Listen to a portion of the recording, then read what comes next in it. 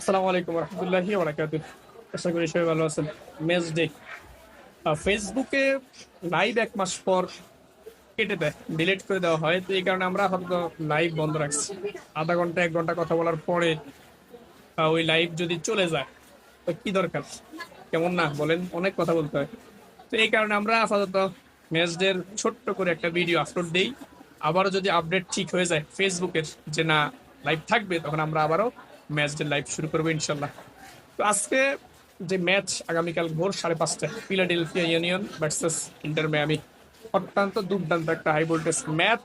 মিয়ামির জন্য অত্যন্ত গুরুত্বপূর্ণ ম্যাচ, কারণ আপনারা জানেন 6 নম্বরে ইস্ট কনফারেন্সের নাম্বার 6 ইন্টার মিয়ামি।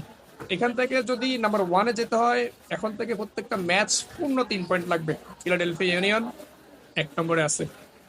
তো এখন আমরা যেটা দেখছি ইন্টার মিয়ামির বর্তমান অবস্থা, ডিফেন্সিভ মিডে আক্রমণ ভাগে কোথাও তেমন কোনো ফিনিশার দেখি না আমরা। লুকা মডরিচ নিয়ে আমরা নতুন করে একটা রিউমার দেখছি, কালকে আমরা পোস্ট করছিলাম যে এখন পর্যন্ত আমরা বহু রিউমার ইন্টার মিয়ামি দেখছি, বাট কোনো রিউমারই সঠিক হয় নাই, সঠিকভাবে তারা করতে পারে নাই। তো এখন আর রিউমার টিউমার এগুলো ভাই ভালো লাগে না, যখন অফিসিয়াল আসবে তখনই বলবো। কিন্তু এর ভিতরে একটু খবর দিব আমরা, যদিও এটা নিয়ে অনেক বড় বড় গণমাধ্যম খবর করছে যে লুকা মডরিচের জন্য আর ডেভিড ব্রেখাম নিজেই নাকি আগ্রহ প্রকাশ করছেন। এখন দেখা যাক যে আসলে এটা কতটা সঠিক বা সত্য হয়। তো ফিলাডেলফিয়া ইউনিয়ন যা বুঝেনি নাম্বার 1-এ আছে, অত্যন্ত দুর্দান্ত একটা টিম। এই সিজনে অসাধারণ ফুটবলটা তারা খেলেই কিন্তু তারা 1 নম্বরে ইস্ট কনফারেন্সের পয়েন্ট টেবিলের নাম্বার 1। Number 6 inter Miami. আবার ম্যাচ হবে ফিলাডেলফিয়া ইউনিয়নের মাঠেই। মিয়ামির জন্য এই ম্যাচ বড়ই চ্যালেঞ্জিং বিষয়। তো আজকের ভিতরে হয়তো চলে গেছে ইন্টার মিয়ামি, এখনো ফিলাডেলফিয়া ইউনিয়ন চলে গেছে। আপনারা এই ম্যাচটা দেখবেন Yasin TV, sorry Yasin TV না, football HD TV, Apple TV, sport G এবং ক্রিক 5, এই জাতীয় অ্যাপসে।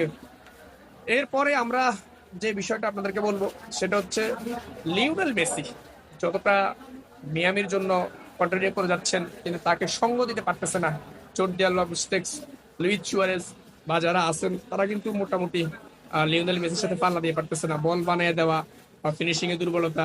একজন খেলোয়াড় আসলে অলরাউন্ডার হলে তাকে যদি পূর্ণাঙ্গ সহায়তা না হয়, সেটা কিন্তু ভালো আসে না।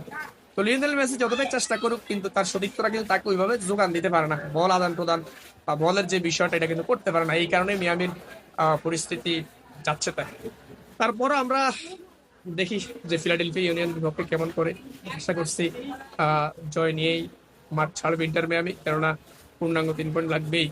দেখা যাক কি হয়। আগামীকাল ভোর 5:30টায় অবশ্যই দেখবেন লিওনেল মেসি ম্যাজিক শো।